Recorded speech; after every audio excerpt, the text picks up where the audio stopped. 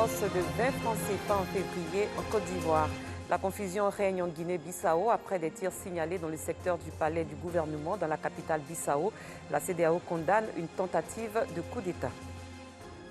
Bonsoir, bienvenue dans le 19h. Ici en Côte d'Ivoire, le prix de l'essence passe de 615 à 635 francs CFA le litre en février, soit 20 francs CFA d'augmentation. Le gasoil reste inchangé à 615 francs CFA le litre, de même que le pétrole lampant qui reste inchangé à 555 francs CFA le litre à l'ambiant. Notons que l'ajustement des prix des produits pétroliers en Côte d'Ivoire se fait chaque mois, conformément aux dispositions du mécanisme automatique des prix des hydrocarbures sur le marché international. Mettant le cap sur le département de Biancouma, précisément le village de Gouelleux, où le ministre de l'Intérieur et de la Sécurité, Vagondo Diomondé, a procédé à la pose de la première pierre du centre de santé.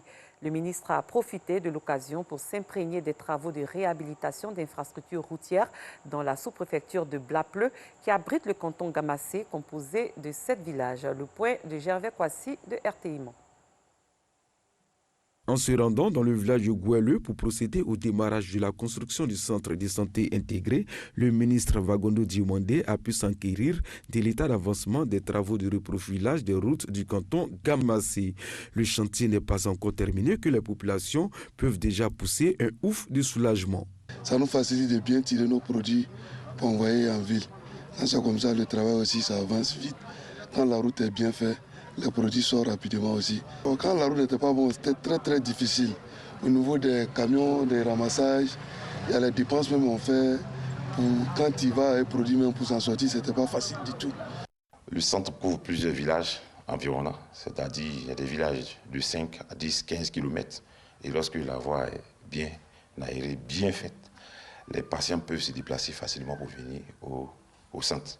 Et même lorsqu'on nous évacue nos malades en ville, dans les cas des femmes enceintes ou des enfants anémiques ou des malades à référer, c'est plus facile que l'ambulance du district vienne les chercher pour aller au CHR ou à l'hôpital général de Biancouma. La pose de la première pierre du centre de santé de Gouelleux a été l'occasion pour les filles et fils du village et au-delà de toute la sous-préfecture du Blapleu de témoigner leur reconnaissance à l'endroit du président de la République qui a instruit les autorités compétentes pour la réalisation des chantiers en cours. Nos voeux de santé, de longévité, de prospérité accompagnent le président de la République qui fait beaucoup pour cette région. Nous sommes disposés à accompagner son excellence, monsieur le président de la République, qui compte avec le Gamassé. Le président de la République a fait et assez fait, beaucoup même, pour la région du Tonkwi.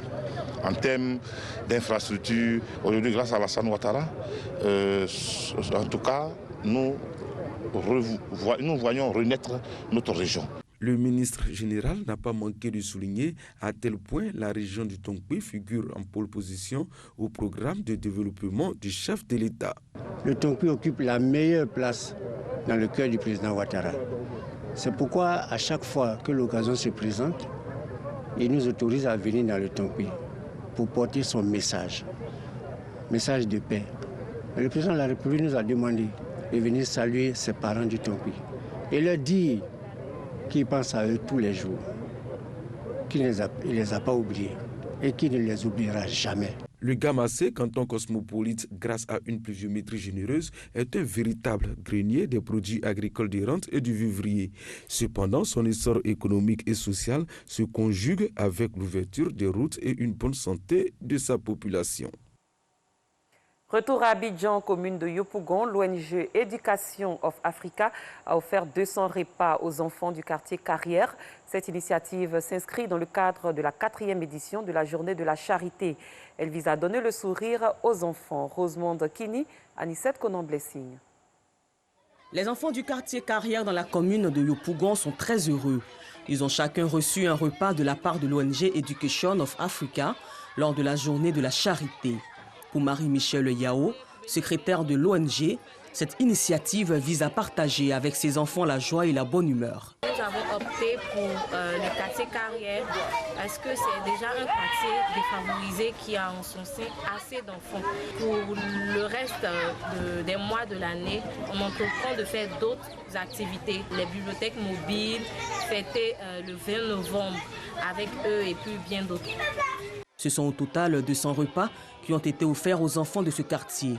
Les bénéficiaires ont donc exprimé leur reconnaissance à l'endroit des donateurs. Ça fait plusieurs années, ils nous font des dons, ils viennent aider nos enfants, vraiment. On leur dit merci pour tout ce qu'ils font pour le quartier. Mais je demande encore des ONG qui peuvent venir de temps en temps dans le quartier pour venir égayer nos enfants, nous faire des dons. Depuis 2013, l'ONG Education of Africa a pour mission d'apprendre à lire et à écrire aux enfants et aux adultes. Elle sensibilise la population à adopter des comportements citoyens et à préserver les valeurs humaines.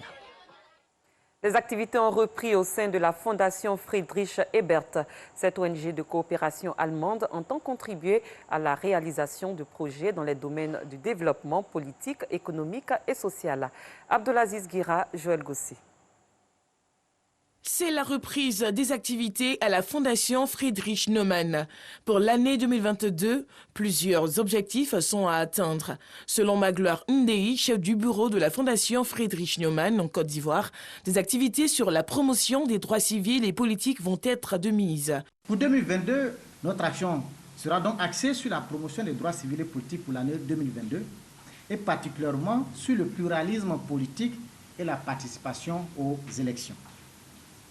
Aussi sur les libertés d'expression et de réunion, avec un accent sur le renforcement du leadership politique des jeunes cadres en perspective aux élections locales de 2023 et les élections présidentielles de 2025. Cette cérémonie est aussi une opportunité pour ce dernier de faire le bilan de l'année écoulée. 24 projets de plusieurs dizaines d'activités dans 17 villes et communes de la Côte d'Ivoire qui ont touché directement plus de 5000 personnes en 2021. Créée en 1989, la Fondation Friedrich Naumann œuvre pour la liberté individuelle et l'égalité de droits. Elle compte à ce jour 80 bureaux à travers le monde. À l'étranger, des tirs ont été entendus ce mardi 1er février dans les environs du palais du gouvernement à Bissau, capitale de la Guinée-Bissau. Pour le moment, la situation reste confuse. Il est difficile de savoir s'il s'agit d'un coup d'État car les routes qui mènent vers le palais présidentiel sont bloquées et les populations sont restées enfermées chez elles.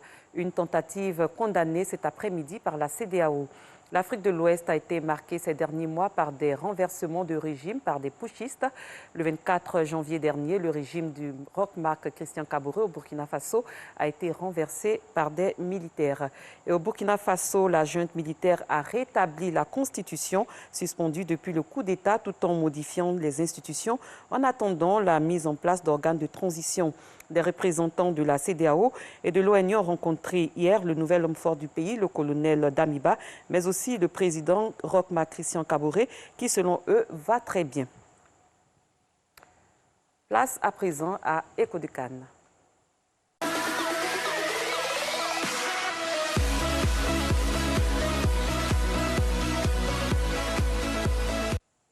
Bonsoir Ngamblé. Bonsoir Maï.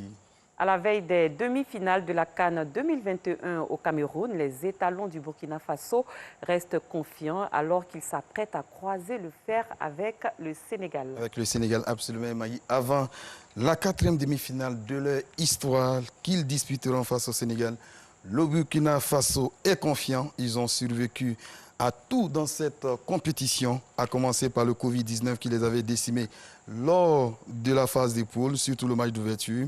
À la sortie donc des phases des poules, les étalons se sont débarrassés du Gabon en 8e de finale avant de venir courageusement à bout des Tunisiens en quart. Les étalons que l'on n'attendait pas forcément à ce stade de la compétition croient désormais en leur chance. Joueurs et staff technique Maï ont évoqué à plusieurs reprises leur envie d'aller jusqu'au bout de cette compétition. Ça passe forcément demain par une victoire face aux Lions du Sénégal.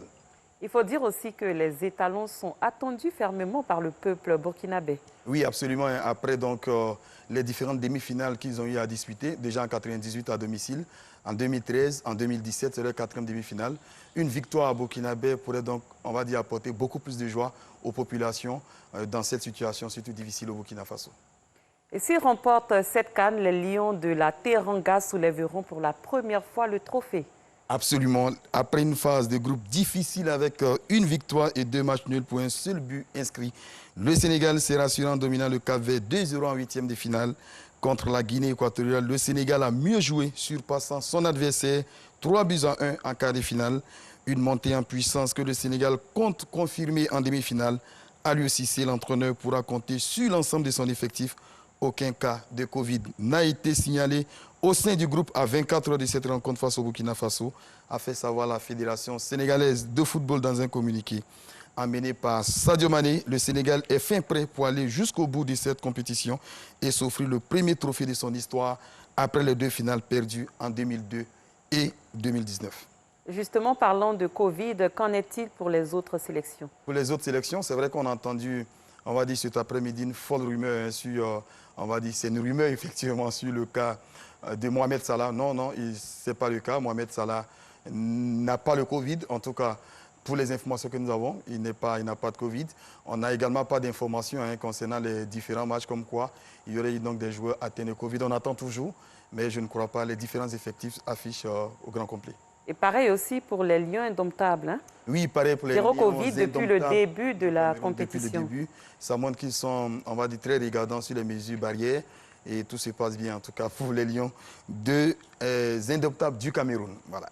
Les pharaons d'Égypte semblent, eux, se diriger résolument vers un 8e sacre continental. Absolument, Emmaï. Septuple vainqueur de la compétition, l'Égypte arrive toujours à la Coupe d'Afrique des Nations en favori, peu importe son état de forme. Si les coéquipiers de Mohamed Salah ont perdu leur premier match face au Nigeria, les pharaons ont su se reprendre face à la Guinée-Bissau, le Soudan et la Côte d'Ivoire, battus au tir au but après 120 minutes de jeu. Les Égyptiens ont haussé par la suite leur niveau de jeu en sortant le Maroc en quart de finale. Une performance qu'ils entendent rééditer ce jeudi face au pays organisateur le Cameroun. À chaque prestation, l'inévitable Mohamed Salah a répondu présent. Lui qui veut enfin remporter un premier titre avec son pays. Ce sera le 8e en Coupe d'Afrique des Nations. Maï. Alors les Lions indomptables, eux, pour leur part, entendent marquer leur territoire et s'imposer. Absolument, Maï. Déjà vainqueur à 5 reprises de la Coupe d'Afrique des Nations de football, les Lions indomptables souhaitent ajouter un 6e trophée à leur collection, surtout que la fête se déroule à la maison. Malgré un match nul contre le Cap-Vert, le Cameroun a effectué une phase de groupe convaincante avec des succès contre le Burkina Faso et l'Éthiopie. En 8e de finale, les Lions éliminent les Comores avant de dominer la surprise gambienne dans cette compétition. Et c'est tout naturellement que le Cameroun croit en ses chances, notamment grâce à ses buteurs Kal Toko et Kambi, 5 buts, et Vincent Aboubakar, 6 buts, meilleur buteur. Reste désormais à confirmer face à des équipes plus aguerries comme l'Égypte. Ce choc qualifié de classique du football africain est à suivre sur les antennes du groupe RTI ce jeudi 3 février sur le coup de 19h GMT au stade Omnisport Paul Biya d'Olembe. C'est au nord de Douala, enfin au nord de Yaoundé. Voilà. Il y a une question qui taraude mon esprit. Y a-t-il un mérite à s'imposer à domicile? Oui, absolument. Pourquoi pas? On sait que déjà cette compétition... On a le pays, on a le territoire, on a les supporters. Absolument, on a le pays, on a le territoire, on a les supporters. Et surtout que le Cameroun est invaincu à domicile. Donc, oui, il y a un mérite. Ils ont beaucoup investi dans cette compétition. Ils auraient dû l'organiser il y a 2 ans. Elle a été reportée. Ça sera, on va dire... mais il faudra aller chercher ce trophée-là. Ce n'est pas gagné d'avance. Après, ils jouent à domicile. Ils ont, on va dire, le public qui les soutient, le 11e homme. Donc il y a forcément un mérite parce que ce n'est pas évident. L'Égypte, lors de la précédente édition, avait perdu, était éliminé donc en quart de finale face à l'Afrique du Sud. Donc ce n'est pas donné. Mais quand on gagne à domicile, forcément, c'est encore plus, on va dire, c'est encore plus beau parce que c'est le meilleur cadeau qu'on puisse offrir, on va dire, à ses concitoyens. Merci Ngamblé pour cette bonne préparation avant les demi-finales très attendues, qui débutent demain d'ailleurs. Burkina Faso, Sénégal. Merci Ngamblé. Cette édition est terminée.